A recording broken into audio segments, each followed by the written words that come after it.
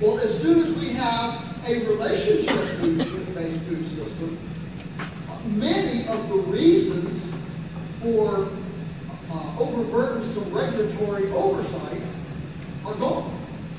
Because there's an inherent transparency when you and I are doing business together. My point is, if you want to come to my farm, smell around, ask around, look around, and make a voluntary effort to opt out of Walmart, that is not a government action. It doesn't require a bureaucrat witnessing your transaction.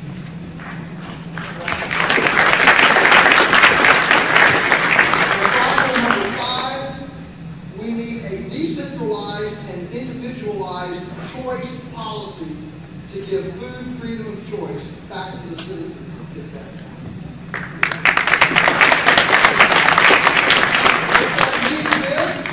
That I become sovereign over my 3 trillion members in my internal community. Okay? And if you present it that way, maybe it'll go. So, in the final analysis, you know, as a producer, here's the deal. When we're discouraged because the cows are out, or we look at the tomatoes and there's 2 hours of weeds to pull, or we look at our family and say, what am I going to cook Thursday? Or we look at that full chicken on the table with Betty Proctor's cutting instructions next to it and say, all right, we start this way. All of those actions, folks, are part of a sacred ministry, a healing process to answer all the things that people fear. We are the antidote. We in this room are the antidote. We are the repository of the indigenous heritage wisdom, the safe food, the secure food, rural, revitalized, functioning, sustainable communities, transparent food systems. We are the repository of the indigenous wisdom and knowledge and information that provides the antidote for food fears of scarcity, safety, nutritional depravity, and everything else that people fear and that splash across the front pages of the newspaper. And ultimately, a community that feeds itself is the most free community in the world. Let's get to it. What's it like?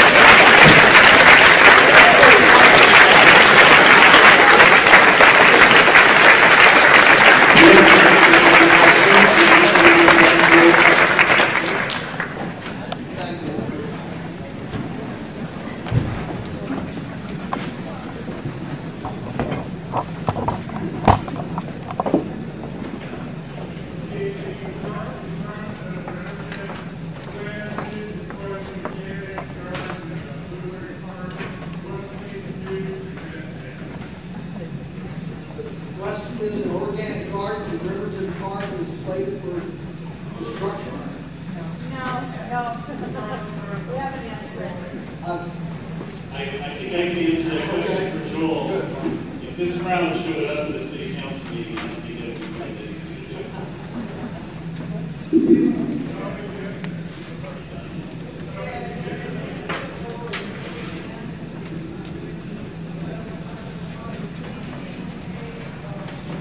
This is why local people have to stand together. This is why we need to come together.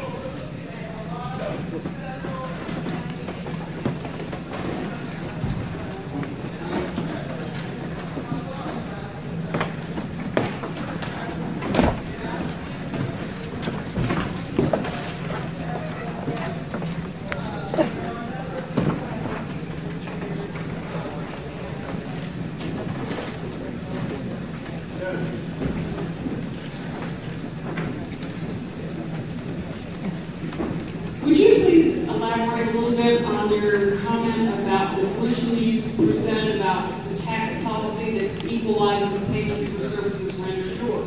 I'd be glad to. The question is, everybody hear the question?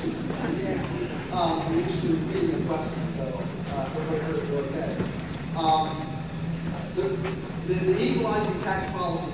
We've done a lot of this in Virginia, and I've seen several of these. They're usually done by environmental groups where they go in, and what they do is they analyze all of the county services and allocate a certain per capita amount that those services require, okay, to the different sectors of the county. And then they look at the income-producing sectors, which in most cases is real estate, property taxes, and personal property taxes in a locale, and analyzing where the revenue stream comes from.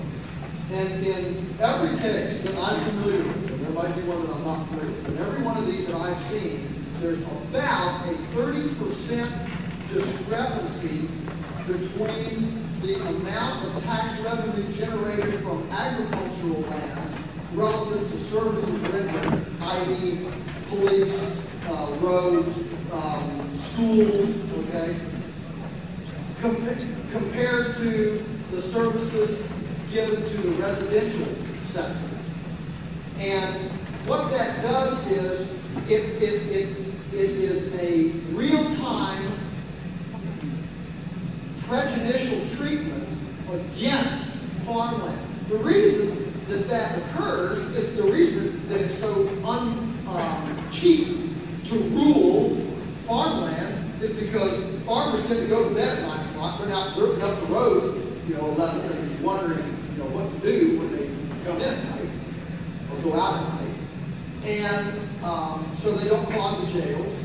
And very few cows and tomato plants need to be scolded from the roads and given traffic tickets and taught how to read and write. So what that means is that trees and cows and grass are very cheap to govern. But the problem is they don't vote. And so I would simply look the people that don't want to solve this problem in the eye and say, and once you present it this way, the question is, do you want farmland to subsidize your house or not? And if you do, then you must, why do you hate farmers? We need to put it to them, folks. If they don't, the data is there. It's very easy to substantiate. A lot of places have done it around the country. I'm sure there are templates, templates that you can just plug the figures in. But that's what I'm referring to. I'm not talking about, buyback and development rights or anything like that. I'm talking about day-to-day, the real-time revenue stream and expense side of the day-to-day balance sheet of the county budget. Governance. Yes. There have been studies in Washington State in the back of the lower seat. Any other questions?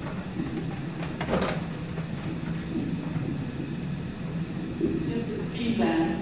Diane Kaufman passed your wisdom along to me and Glenn quite a long time ago in Eau Claire, Wisconsin.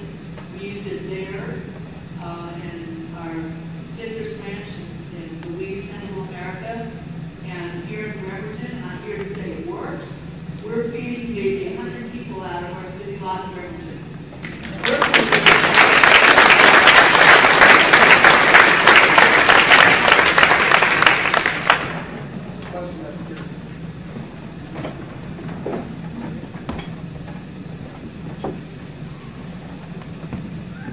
Now I know why basketball players sweat so much. It's not because they're playing basketball, it's because they're down there for flying. Now, my math could be a little wrong. I did this in my head. But according to my math, about 3% of people in Kitsap spend about 3% of their income on local food. Is this something to be excited about, or are those numbers something to worry you? Is that trend getting better?